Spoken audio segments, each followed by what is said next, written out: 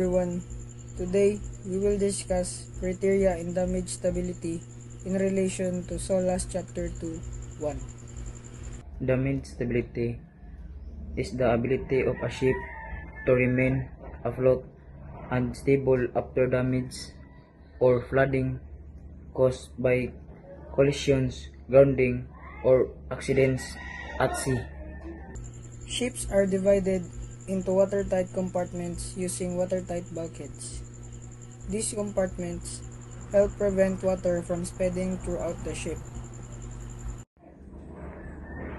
This system helps the ship remain stable and gives enough time for emergency response and evacuations. SOLAS Chapter 2:1 focuses on ships' constructions, subdivision, and stability requirements for safety at sea. Its purpose is to make sure ships can survive flooding and protect passengers, crew, and cargo. Watertight bulkheads divide the ship into compartments to limit flooding. After damage, the ship must still have enough stability to remain upright and avoid capsizing. Flooding may cause the ship to lean. SOLAS limits the angle of heel to maintain safety.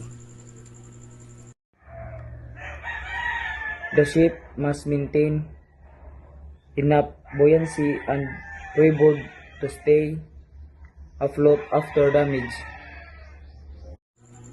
Damage stability is important because it helps save lives and prevent ships from sinking quickly.